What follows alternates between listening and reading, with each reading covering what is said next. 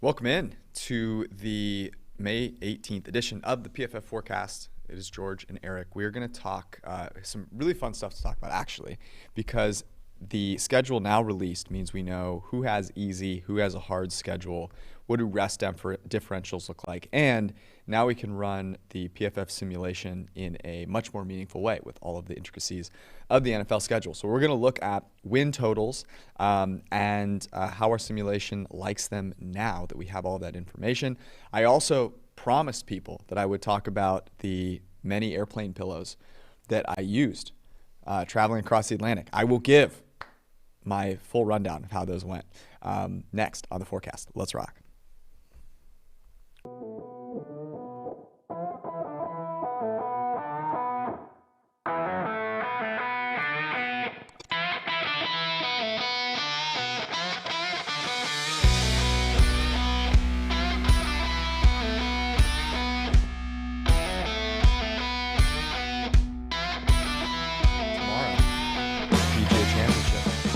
Tigers looking strong. Love. Swing speed is up. Love. You have any bets down yet? I do. Scotty doesn't Scotty know. Scheffler. Yeah. Yeah, that's my 12-1. Okay. I know Circa opened it at plus 1150, so I'm sharp getting it at 12-1. But no, other than that, it's been all WNBA. Got the Aces behind at halftime. Got to bet them second half. They won by like 20. That was a great bet. That game stayed under, even though it had 50-point first quarter. Blah, blah, blah. USFL this week as well. Are you going back in? I'm going back. I have to. Look, the season's only like halfway over. Yeah. I think it's mostly variance. I'm getting good cleave on a lot of – I got 1.5 points of cleave on this one game already, so it's bound to lose. But yeah. And I will watch the end. If Scotty's in it, I will watch the end. Our guy Brad Kondo was very big on Scotty Scheffler. And it's interesting because I think everyone just forgets about all of the tournaments that happen between the Masters and the next major because the Masters is such a big crescendo. Obviously, Scheffler dominated there. I am kind of out on Scheffler because of the vest situation in round 3 in the Masters. I just thought that was the weakest thing. This is analytics. This is what this is. But he has been playing tremendously well even past the Masters. So one thing to note is, so the favorite in the Masters was Jon Rahm at 8-1.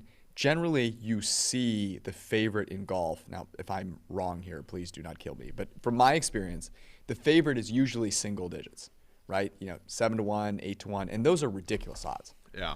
To get Scheffler, who I think is 100% playing better than anybody else, he's just not a household name. But to get him at 12-1, I actually do think is a value, even though I hate betting the favorites there. I like Xander as well. That's what we call being sharp. Yeah, exactly.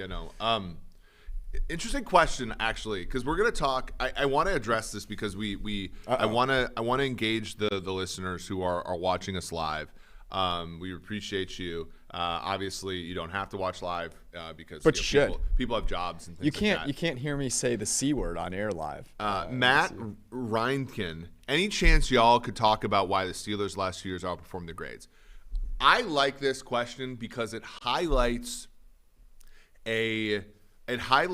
something that I think we get flamed for way more than we should. The Pittsburgh Steelers have not only outperformed their grades the last 2 years, they've outperformed their point. Like we get talked about as like we're the only ones that are analytics. Like I remember when I did the podcast with Sam, somebody's like, I talked about the NGS work we did and how Derrick Henry caused people to do bite more on play action and all this stuff. And somebody's like, PFF for years said that play action and the run game weren't correlated. And I'm like, well, actually, that was an article in Football Outsiders, which is our competitor. Like, I know that we get bunched up into all these things, right? And yeah, we have not liked the Steelers the last 2 years. But like reality also hasn't liked the Steelers last 2 years. In 2020, the Steelers outscored their opponents by 6.5 points, which is really good. But that's not commensurate with the 12-4 record. They were, if you looked at Pro Football Reference, expected win-loss, it was 10.6, 5.4. So they outperformed that by 1.4 points. So that has nothing to do with PFF grades. That just has to do with they outperformed. And you look at their wins. They had 1, 2, 3, 4, 5, 6, 7 one score wins, right? Okay, so that, one score wins, tend to regress year to year. Last year, the Steelers, 2021, were outscored by their opponents by 55 points, which is commensurate with a record of 7-10. So they went 9-7-1, but were a 7-10 team just based on points for and points against. So they're outperforming their points for and points against. And when you look at that, there's 1, 2, 3, 4, 5, 6, 7, 8 one-score wins out of their 9, right? In fact, and then they had a tie, so their tie was also a one-score game, clearly. So the Steelers, the answer is just, it's almost pure luck, right? Like it's almost, and you can add in Mike Tomlin, you can add in whatever you want, but ultimately there's some fortune there that shines on some teams some years, and that fortune can extend. You look at the Raiders. The Raiders had a 7-10 record if you just look at point differential. The year before that, they had like a 5-win team point differential, or 2 years prior to that. Like this thing, like there are just teams that get lucky for a couple years in a row, and then conversely, there are teams that don't. And it's hard for people to swallow. But the 4-12 Falcons that got Thomas Dimitrov and Dan Quinn fired were a better team than the 7-10 team that last year. So it's just hard. The luck thing that you bring up is I think so. To get really specific, like when you think about how PFF grades are done and where luck can happen in your favor but won't show up in a grade, I think the Steelers are a perfect example of this because they have had, was it 2 years ago, they had the most turnovers in the league. Mm-hmm. Turnovers are fluky. Mm-hmm. They are. That doesn't mean that a team that has gets a lot of turnovers isn't playing well. That's not what that means. But it simply means that you can have a team that is playing really well that gets a lot of turnover opportunities but doesn't capitalize on them for whatever reason. Right. The Steelers have capitalized on them.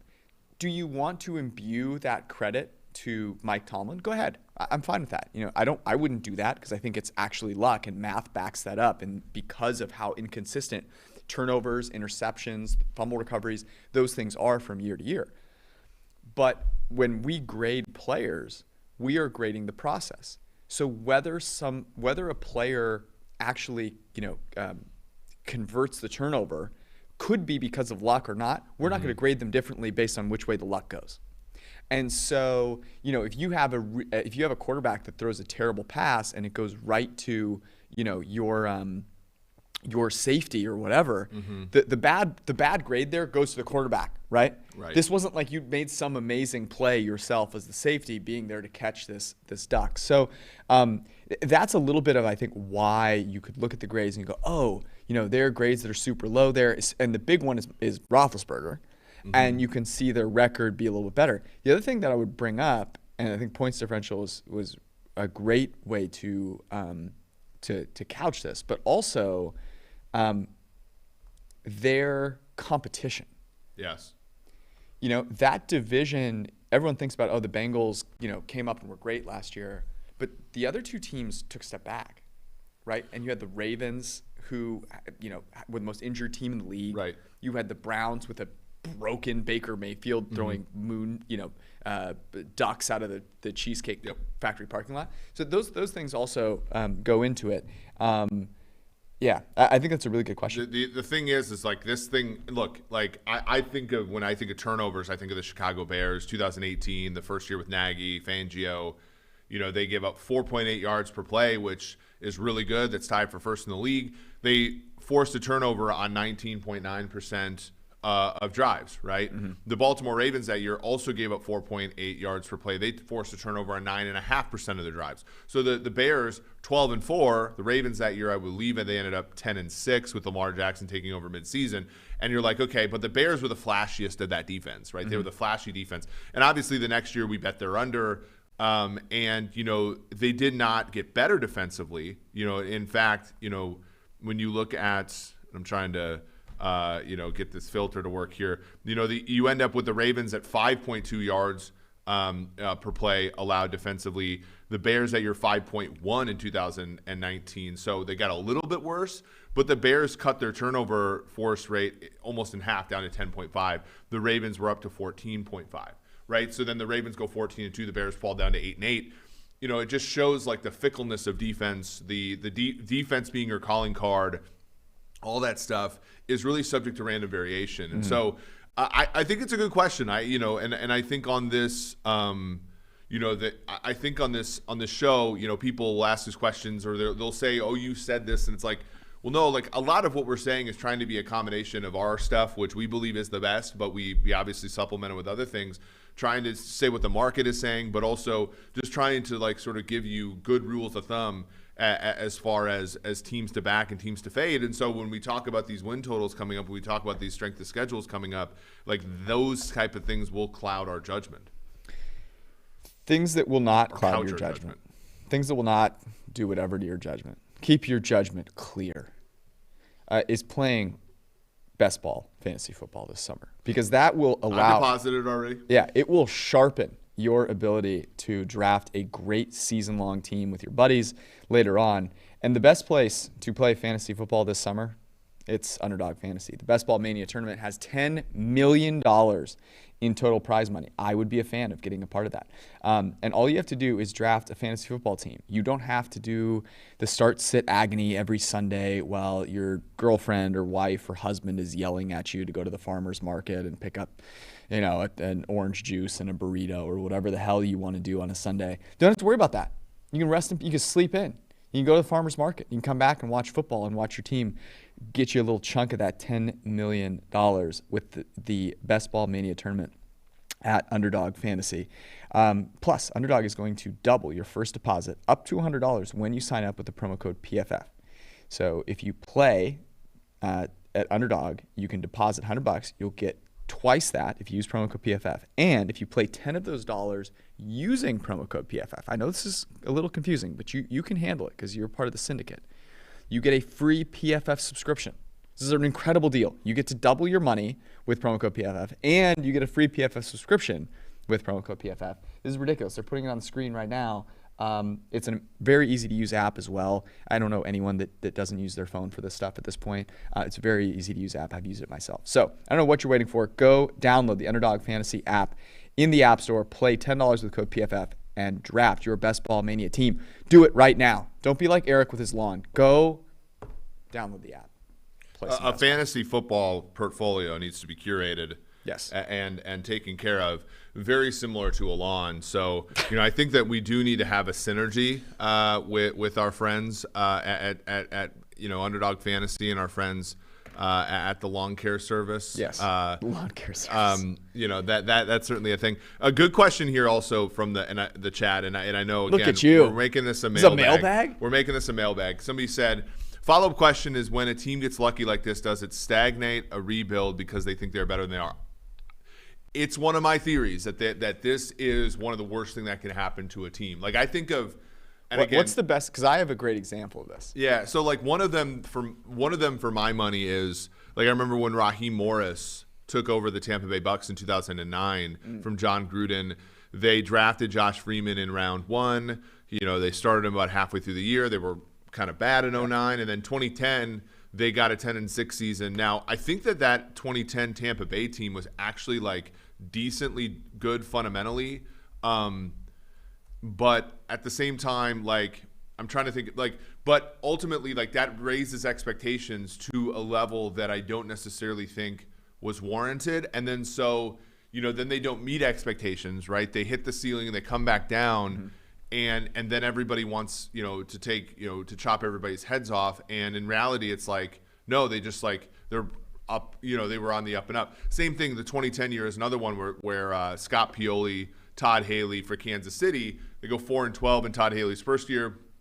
They randomly go 10-6. His second year, they beat no playoff teams except for the 7-9 Seattle Seahawks. Then the next year, they're coming in. They're the AFC West defending champions. They don't, and he gets fired by week freaking 13, 14 that year. Even though it's like, well, the results look different, but like the process possibly could be fine. It's just you artificially raise expectations. I do know that there are smart teams in the league who are very honest about the kind of teams they are. I think it's relatively few and far between, though. The one that comes to mind for me is the Chicago Bears with Trubisky. 18, yeah. And, God, Bears fans were so mad.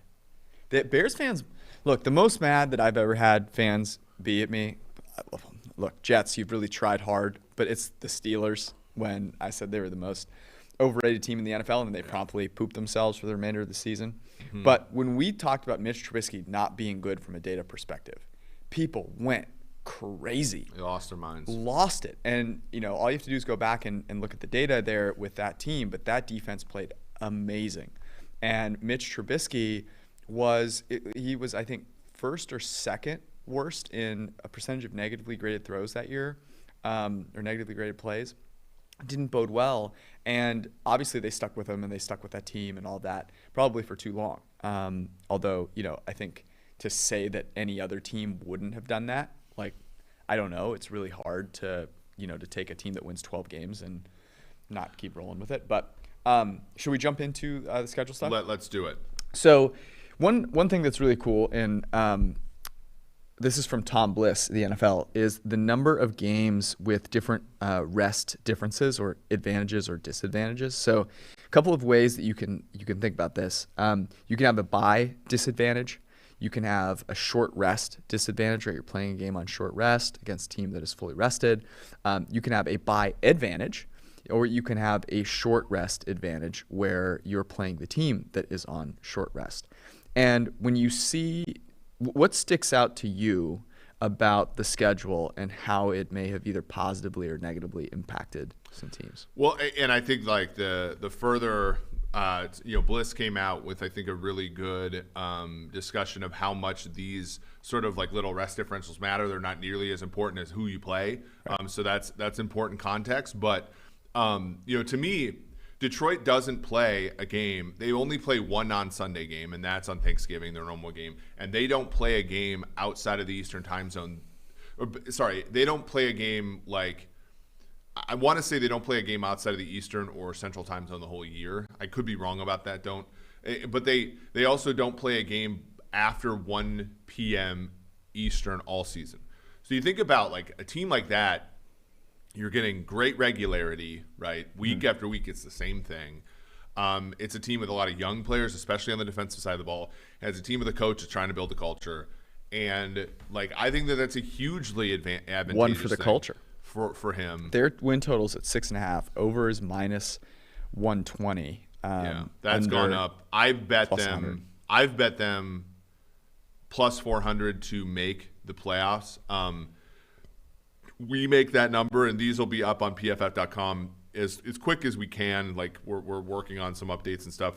We have Detroit at 7.45 wins and a 27% chance to make the playoffs. So look, we're not betting. We don't think that they're better than a coin flip to make the playoffs, but at plus 400, folks, that's 1 divided by 4 plus 1, right? So that's 20%. So we think that's a 7% edge there.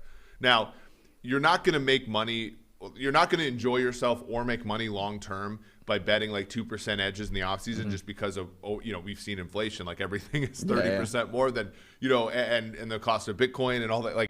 There are currency and just random uncertainties that can affect you. But a 7% edge, I think, is enough to bet Detroit to make the playoffs at this time in a bad NFC. I think a lot of people view the Detroit Lions as being one of the worst teams in the NFL. There's a lot. The betting, just looking at the implied power rankings based on the spreads from Vegas, Detroit is not even a bottom 5 team. If you look at our simulation result, Detroit, not a bottom 5 team. There's Carolina, Seattle, Chicago, Atlanta, the Jets, the Texans, the Jaguars. I would put Detroit in the same group as the Steelers, honestly, in terms of, now, people are going to get really mad about that. The Pittsburgh Steelers have a huge question mark at quarterback. Lions are better at quarterback. They're better at offensive line. They're arguably better at wide receiver. Steelers have good wide receivers. They're about the same at running back. Defense, I think the Steelers are better, but they're not getting their Steelers are not getting better defensively. They're like hanging on. Guys like Cam Hayward are fantastic, and TJ Watt's great. But like Detroit has Aiden Hutchinson, the best player in the draft. They have 2 corners who are young, and one guy played well last year. The other guy didn't. But it's purely a schedule play for me, right? They open with 3 out of 4 at home. Those opponents are the Eagles, Commanders. They go on the road to face the Vikings, and then they have the Seahawks at home. Like, I think even a reasonable Detroit fan, like who's pessimistic and worn out from all of this, would say that the average expectation there is 2-2. And then you go, and then the next 4 are tougher. You go to the Patriots, but the Patriots are not like, this isn't this isn't your dad's New England Patriots anymore. Then you go to Cowboys, but again, by week 6, the Cowboys could be completely melting down at this point. Sean Payton could be getting a house in Dallas at this point. And then, you have the Dolphins at home. Now, I like Tua in a dome better than I like him out in the elements throwing that duck, but like that's not a sure win. You have Packers at home, and then after that you got so like that's a tough stretch. But then you go to the Bears. The Bears are going to be horrid this year, and I think it's Ryan Poles has gotten an empty canvas and a quarterback, and they're saying you got 5 years to rebuild this. I don't even think Justin Fields is necessarily Poles'. Like, that's not his problem. If Fields does great, I think that does great with the circumstance they're giving him, then he's your quarterback. If he doesn't, then you move on. Like, I think he's almost in a perfect spot, Poles is. But this year, they're going to be wretched. At the Giants, home to Buffalo, that's going to be tough. Jaguars at home, Vikings at home, a team you beat last year, and then to the Jets, and then to the Panthers, and then Bears at home. Like, Detroit by then, either your win total... They could go undefeated. Yeah, either your win total ticket's already dead, but if Detroit comes into that stretch of games with 3 or 4 wins, they're coming out of it with 8 or 9, and then 9 wins gets you in the playoffs in the NFC this year, right? Oh, 100%. Because Tampa Bay, LA, Green Bay, and then one of these teams like Arizona, San Francisco, Minnesota, Dallas, Philly is going to win a lot of games, and then so like 6 and 7 seed in that freaking conference is going to be a 9-win team. So the Lions right now are plus 400. They're 4-1 to make the playoffs. Do you like that more than betting over win total right now at minus? Yeah, because it gets you a better payoff. I mean, the over win total thing to me, like if the Lions, I don't think the Lions are going to win 7 games. I think it's going to be like last year where they win 3 or 4, or they're going to be in playoff contention. And so I'll pay for variance here. I'll pay for, because the other thing you have with plus 400 is like, if you get into this region at the end of the year, then you can start, like, look, if you get into this region at the end of the year, think about this. So starting with December 18th, like chances, or even December 4th, chances are by then the Detroit Lions are not eliminated, but they're kind of in the hunt. They're going to be favored at home against the Jaguars. If you're really scared about your plus 400 hitting, bet the Jaguars. Like ATS, money line, or whatever. Detroit squeaks out a win. You still keep, both bets are still alive. At home to the Vikings, the Lions are only 5-point underdogs in Minnesota against the Vikings. That game's going to be a pick'em. Bet the Vikings if you don't think Detroit's really as strong as they should be. Then they go to the Jets. They could be favored in that game. Then they go to the Panthers. The Panthers are the worst team in the NFL. They might be favored then. The Falcons would like a word. And then they have the Bears at home. The Lions by Jan 1, 23 and the Bears are going to be a touchdown favorite at home against the Bears.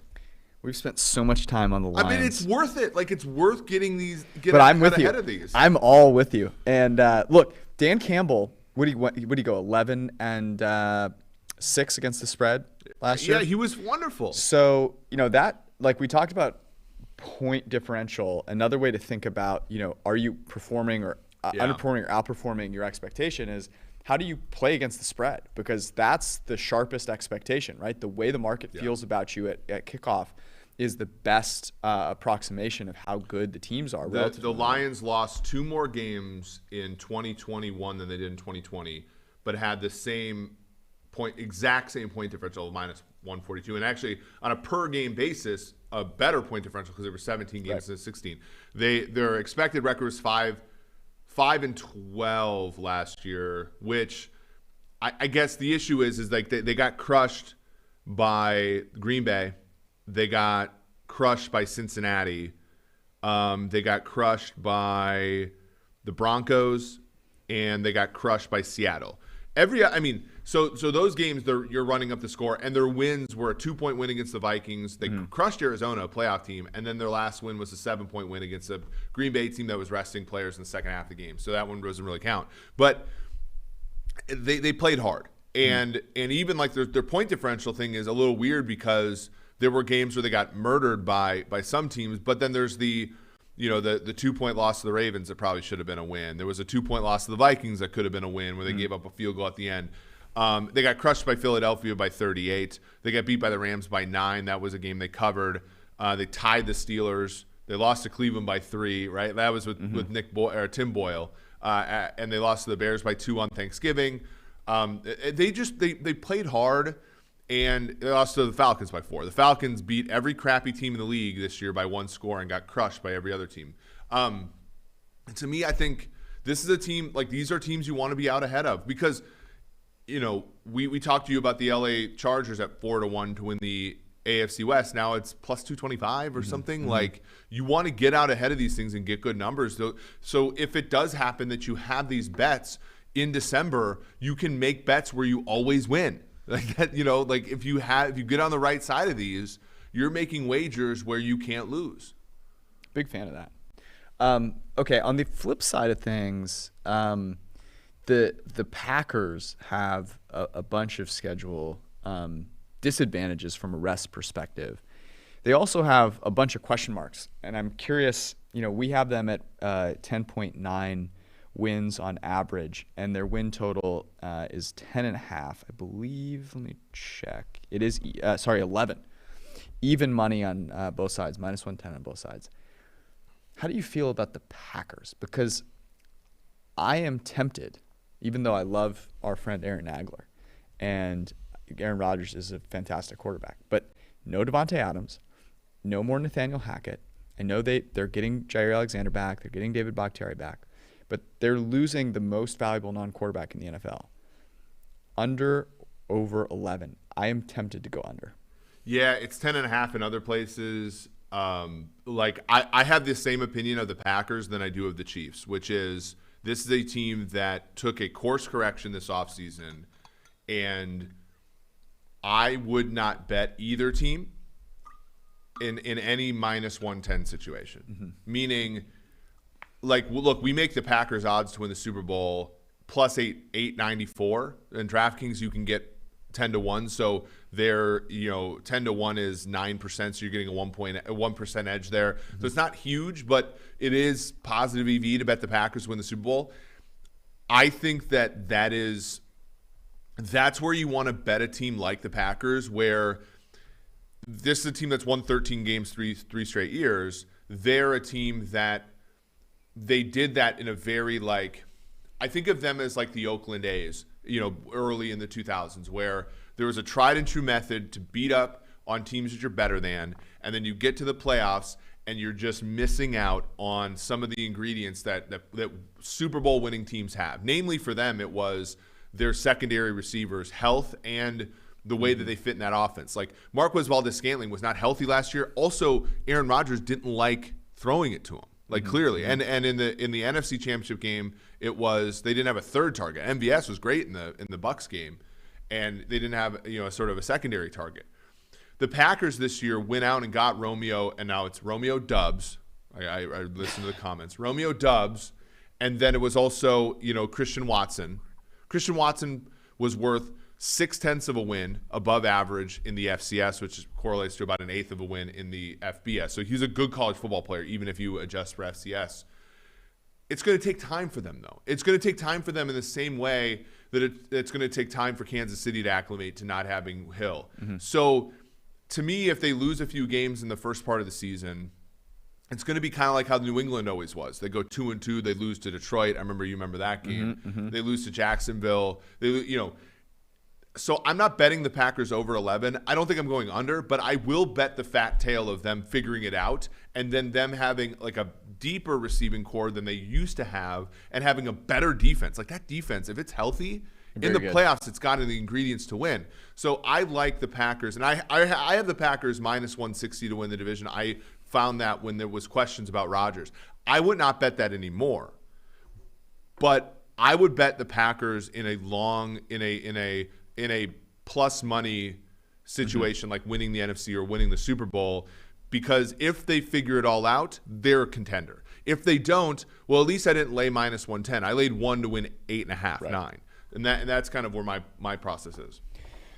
I think that makes sense. Another one that I thought was really interesting was the Denver Broncos. And actually thinking about the AFC West overall, because we have, and it's by a hair, but we have Kansas City with 9.9 wins, under double digits, which is the first time, I believe, in the history of our simulation that has been the case. But there's a lot of reasons. You spoke to a few of them there around why that makes sense. And of course, you have the strengthening of the Chargers and the Broncos, most notably, but also of the Raiders. That division increased dramatically from a talent perspective, and most of the increase was from the other teams, not from the Chiefs, who lost Tyreek Hill this year. So it's interesting. You look at the Broncos. The Broncos we have at 8.9 wins. Their win total is at 10. And what's interesting about the Broncos as well, I believe the unders, it is on DraftKings, plus 100. This is another one where it's like the Broncos, where I would bet the fat tail of it. I would bet them figuring it out, but I'm not going to bet them winning 11 games in this division this year with all the things that they're going to need to figure out. Yeah, this is one, again, like I have the simulation results in a list for you here in this doc, and it goes by Super Bowl odds. And it's kind of funny that the Chiefs at 9.9 projected wins have better Super Bowl odds than the Bengals, who are 10.1 wins, and the Niners at 10 point. Which is really just you hating on my Niners.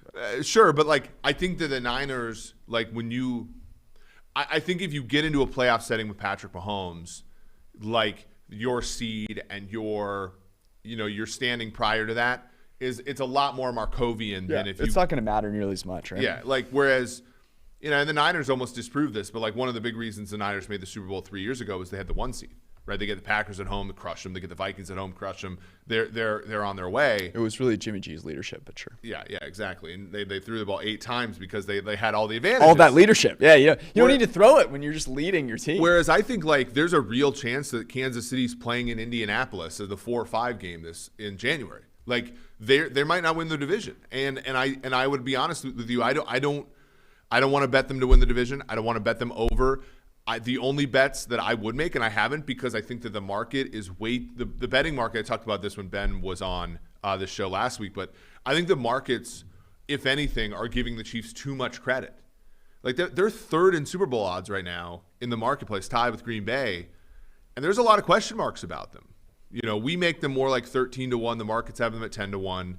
Like I wouldn't make bets on the Chiefs. I don't know which of these AFC West teams I need to make bets on though, because everybody for the 100th straight year is buying into the Chargers, right? And they're all the way down to like 9 to 4 or whatever to be the AFC West champions. To me, if I'm going with the team as a sort of more of a long shot, it would be Denver. What are they at to win the division? I think it's plus 275 or so. They were the favorite, the second favorite over LA, and then everybody just bet LA. But we talked about that. Remember, I was like, hey, I would bet the Chargers right now. I want to say they were plus 275. Maybe it was even 3 they were 1. plus. I have them at 4 to 1. I think I think that this is just a really big overreaction to where things stand now. The Chiefs are at plus 175, Chargers at plus 225, Denver is at plus 250. Raiders are at 13 to 2, plus 650. It's probably the Raiders that are the best bet right now, to be honest with you, just because they have a better than this chance. I don't think I'd bet it because I just think the Raiders are one of those teams that's a little overrated based upon score differential and I think when people look at them, they think about last year. They say, Derek Carr did really well despite John Gruden leaving. And I think people don't actually look and say, well, a couple of those early season wins were because of how well Derek Carr meshed with John Gruden. You look at Derek Carr's statistics, since John Gruden took over, and he kept getting better. Yep. They go and they beat the Ravens in week 1. They go on the road and beat the Steelers in week 2, a very good defense. Those wins are part of the reason they made the playoffs. Down the stretch, they got worse for sure. And Rich Bisaccia did a good job with culture and all that stuff, but like ultimately their offense atrophied. You add Adams into the mix, that's great. You add McDaniel, I think everybody's pricing in a coaching upgrade, and I agree that you're pricing in a coaching upgrade in the second half of the season, but they weren't good in the second half of the season. They beat a Colts team that was COVID-stricken and Carson Wentz-stricken, and then they beat a Chargers team, let's be honest, who always figure out a way to lose those kind of games. So I again, with the Raiders, and I'm concerned about this because the Raiders next year, even if you count their 2022 draft picks, have just 38 players under contract. They're 24 million under, which effective cap space puts you over. This is their window is 2022. They've built it explicitly for this year. Yeah. And did you build it explicitly this year to be 13-2 to win the AFC West? I'm a little concerned about them long term. The Broncos one, to me, it's can Russell Wilson avoid what Aaron Rodgers had, which was Aaron Rodgers in year 1 under LaFleur. They had a great record, but Rodgers was not playing tip-top football. He took that step in 2020, and a lot of that was due to time to throw and being in rhythm and stuff. If Wilson can do what Rodgers did in 20 and not what Rodgers did in 19, I think the Broncos have a chance to win that division. Yeah, no, I agree with you. Before we I want you to go through any other win totals that you like after rerunning the simulations. But right now you can get 25% off any PFF subscription using the promo code FORECAST, FORECAST. What you get with that subscription is every single piece of PFF's article content unlocked for you. Fantasy football rankings and projections that you will need to dominate your league. Data and grades for the entire 21 season and for the upcoming 2022 season. Go to pff.com right now. You can use all the tools that we use to talk about football on this podcast and impress our friends and our significant others. They really think this is impressive as well. So get the total package at pff.com, 25% off, pff.com. Okay. Any other win totals that stick out to you right now? We're ingratiate Jets fans a little bit. We make the Jets at 6.3 wins. They're at 5.5. We give the Jets a 13% chance to make the 13.6% chance to make the playoffs, which if you're scoring at home, that's like 14, 15 to 1 or so. Yeah. And so when you look at the Jets, to make the playoffs, on DraftKings, you're looking at 7 to 1. So 7 to 1, you basically need 12.5% to make it. So there is some edge there. It's not huge, but if you're a Jets fan, knock yourselves out. With that one, it's endorsed by the first thing the Jets have done. PFF endorsed. Hang a banner. Yeah, for sure. A couple that I like, and maybe you can, you can back me off this because talk you off the ledge. Yeah, give it to me. I think when you look at, I think Washington has a chance to go over 8. That's one that I've been a fan of. How the tides have turned. Raiders under 8.5 is big for me. It's plus 100. We have it at 8.1 wins. That one's a big one. I don't want to fade the Chargers, but Chargers under 10 plus 1.5 plus 105 is a good one as well. I also think when you look at the New York Giants win total 7, overs minus 130. That is, we've been talking about this before. We have it at 8.3. I think that here's an aspect that people need to hear. Everybody knew that the Giants had the 5th and 7th pick in the draft, right? Mm-hmm. So the draft should not move the market because, Kayvon Thibodeau and Evan Neal are not that much different of impacts than the Giants would have gotten at pick 5 and 7, unless it's quarterback. So that's why the markets don't move that much in the draft, because everybody in their grandma knows. Knew that. Everybody knew. But, when I think about the Giants, I think about, and this is why I like Saquon Barkley, comeback player of the year as well. You have Neal, you have Andrew Thomas, two top 10 linemen. Yep. Jones is a better player than he has been given credit for. Yeah. Kadarius Toney, Kenny Golladay, Kadarius Toney, I'm sorry, will not be playing for the Giants this year. I bet he will. I don't so? think they've made the move yet. You have Barkley, and then on the defensive side of the ball, I know they had to get rid of Bradbury, but you have Adoree Jackson, you have Xavier McKinney, the safety from Alabama, Blake Martinez, a good lineman or linebacker, and then on the defensive line, you got Thibodeau, Azeez Ojulari, who had 8 sacks last year as a rookie. You have Dexter Lawrence, a former top 20 pick, and Leonard Williams, a former top 3 pick. Mm-hmm. Like they're in a crappy division, right? Like if you don't buy the Giants hype, you don't buy the Eagles hype, the Giants or the Commanders might be a team to buy into, depending upon what your thought is. I also think, and this cannot be underscored, Jason Garrett and Joe Judge were really bad. It wasn't good. Like just even getting to average with at the coaching position is going to give this team an advantage that is going to be outsized. I agree. I love the Giants. We have them at 8.4 wins, win total 7.5. I like that a lot. Interestingly, another big discrepancy that we have in our model is we have the Cardinals at 9.4. Now, their win total, I believe, is heavily juiced. I think it's like minus 150 to the over of 8.5.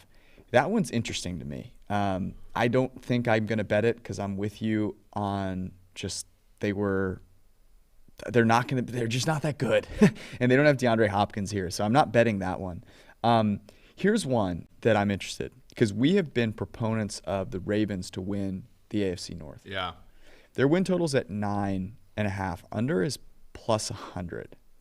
We have them winning 8.5 games. Yeah, and if you look at DraftKings, it's plus 120, and I know there's to the under 9.5, and I think there's a lot of sharp people. Our friend Rob Pizzola has been on this train. I know we at times have advocated for the Ravens, and so this is more of like, this is not a numerical thing for me. Like Lamar Jackson has always performed a little bit worse in our metrics than I think that he should, and I think it's because he's a singular figure in the quarterback realm. It's really hard to well, for one, the run game doesn't generally matter that much, and it's not good to be good at running. It's better to be good at running than it is to be bad at running, but it doesn't matter that much. And so, like, when somebody like Lamar hits the scene, we distribute all of his value throughout the offensive line because that's what we do for a running back. And then I think, like, his contributions as a runner are always a little bit shrunken, right, in the marketplace. Like, I don't think that that's necessarily warranted. That being said, that offense has gotten worse every single year since he had the pop-up year in 2019. So maybe, it's not a directional issue, it's a magnitude issue. I feel similarly about the Ravens that I do about the Packers and how I do about the Chiefs, which is you drafted a lot of players. A lot of players have to come in and make contributions. If they all do, you're going to be a Super Bowl contender. If they don't, then you're still up against the Cincinnati Bengals, the Cleveland Browns, the rest of the teams in the AFC, even Pittsburgh, who beat you twice last year. So I don't know if I bet under on the Ravens, but I will not bet over on anything minus 110 on the Ravens. I'll bet division at plus 225. I'll bet Super Bowl at what they're at. I'll bet Lamar Jackson MVP, which I've already placed. Those are the ways to bet the Ravens, in my opinion. I don't think just betting them over the win total, because there's so many tail things that can go wrong with that team, especially if you're laying minus 140. Mm-hmm. It's Lamar is injured. It's the offensive line doesn't gel.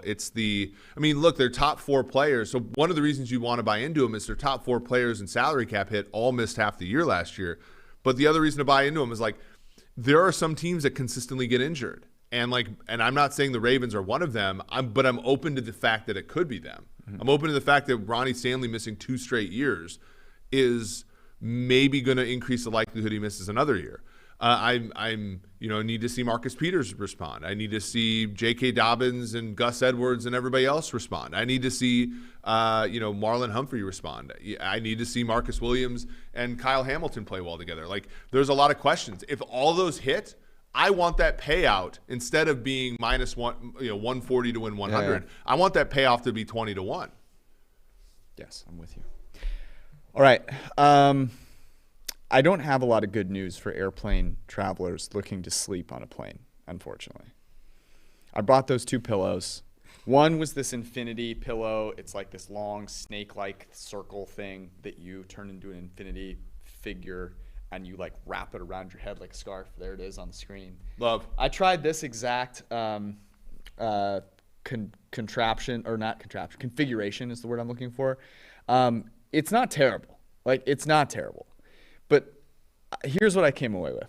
This guy looks way too happy sleeping, okay? He ain't that comfortable sleeping. First off, he's also wearing a suit and tie like an idiot and trying to sleep at the same time. This was not me on the plane, okay? It was better than the normal, just like, sofa-looking thing that you wrap around your neck. It was better than that. It was cool. It not in the way it looked, but it wasn't like it didn't heat up, which was important. But I had an overnight flight, a 9-hour flight, red eye, and I slept for maybe 60 minutes. Maybe 60 minutes. The other one, which was like the neck brace. So I tried them in combination with one another. The like neck brace, which is by a company I think called Turtle with no vowels or something like that, TRTL. It was warm. It heated up pretty quickly, and it wasn't super comfortable. So the moral of the story is, for me at least, you're either laying down, and you can sleep, or you're probably not going to sleep, and it doesn't really matter what you do from a contraption around your head perspective. It's so toxic, isn't it? Like, I went to Budapest about a month ago for my sister's wedding, and I tried to like work a couple days, like I wanted to make sure I was still getting some tasks done because I scheduled it last minute or whatever. And I remember just sitting in the airplane, I'm like, okay, like I'm not, I'm a big guy, like I'm long levered, let's just say, got a long neck. Yeah. And so if I'm sleeping sitting straight up and my thing bobs down, it's just over for me, right? Like, yeah, you're not, and I'm.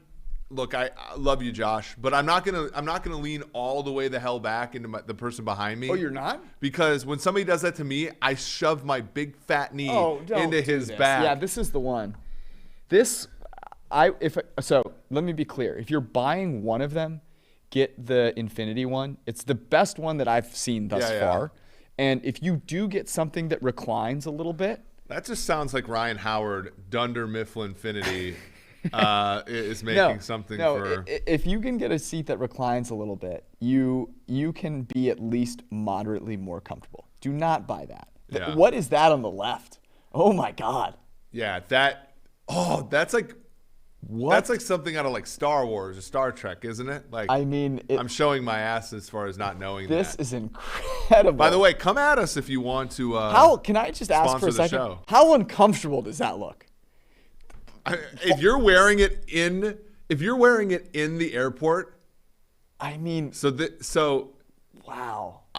So here's a question for you: when you had the long layovers, I know you've been overseas a few times. So when I came back from Budapest, I had like a 5-hour layover in Paris, and I found I'm the worst airport on earth. By the way, shameless, by the way, but I walk like halfway through. I find this like. How lost did you get in that airport? No, I didn't get lost. By the way, good for me. But like there was this like big round couch thing that was supposed to be for like 5 people, and of course, I fall asleep on that thing for 4 hours. Wow. Now, the question is. And you live to tell about it. So the question is, like, how do you make sure no one steals something from you? In the airport? In the airport. Do you cuddle with your bag? Okay. Do you put like Let me tell you what you need to do. My if wallet you travel like next to my I put my wallet like as close to somewhere that will have sensitivity if somebody tries to take it. What you need to do if you actually travel a decent amount and you have layovers is you have to get a credit card that gives you access to the lounges. Right. That is the way to go. I don't think I fly, but I'm. It's getting there. I mean, for that one flight, like it can actually make sense for you to get a credit card just because you can get them. You can meet the minimum like spend for the first 3 months with that one flight, and then get access. Well, I know when we went to Vegas the first time, and our layover was like, or our flight was delayed like 9 hours. It was a godsend for sure. Yes. And they have the buffet, and you're living in the lap of luxury. And that way you don't have to worry because like I know they have cameras there. What I do is I walk in the lounge, I put my stuff down somewhere, and then I go for a tour. I look at the food. Yeah, right, I go wash my hands. I go to the bathroom. I come back. I'm not worried about anything. We've only lost 10 viewers during this discussion. I'm So shocked. I feel like I'm it's really shocked. good. By the way, the only good thing about the Charles de Gaulle airport in Paris, a nightmare of an airport, absolute disaster. What of an about the airport. ceiling, though? Ceiling's great. The ceiling's great. Ceiling's great. It is a disaster in terms of trying to get anywhere. But the Air France lounge, fantastic. Okay. And they had good croissants. I was feeling so down on myself. Here's how depressed I was traveling back on this 24-hour flight after putting my girlfriend back on an aircraft carrier. It was like 10 in the morning. Mm-hmm. I went and had a croissant. Wow. When I was there, that's how it was. The Starbucks line was way too big. Depression. Yeah, so for me, by the way, they had like 3,000 croissants. Right. It was the most French thing you've ever seen. The only thing that I'll say is I just when I do these things now, my resolution is to just work until I actually am forced to fall asleep. Because I think the only time I've ever slept on a plane was literally when there was no other option for me physically. Sit up straight or fall over and fall asleep. And if I'm asleep, that's fine, right? I just do the thing where I close my eyes and sit there in agony. So, anyways, This is another incredible one. This is our podcast. Oh my God. Imagine strapping this thing over the seat. Excuse me, person behind me. I need to tie my stupid chin strap. She looks, oh my God. These are also absurd. I mean, I'm not walking onto a plane with this. Have you ever thought, you don't have kids, but Thank God. Whenever I read hold on. I have another rant. Okay. So Tyler is behind the glass over here. Go back to the original, the general airplane pillow, the one that everyone has. This is my big takeaway. Number of people that I saw in the airport with this disaster of a contraption just strapped to their bag. Okay? Walking through an airport, germs everywhere. They've got it on their suitcase, which has been God knows where. They're treating this pillow like it's their luggage, and then they're just going to strap it around their neck and sleep on it? Anyways, it was disgusting. Absolutely disgusting. This is our podcast now. We're reviewing ways to travel. Thank you guys for hanging out. We'll be back on Sunday evening where I will celebrate Tiger 60-1 hitting. Can't wait. Peace out.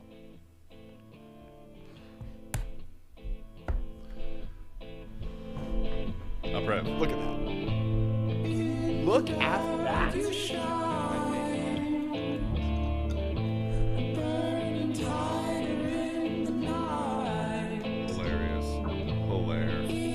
Clyde Edwards-Helaire.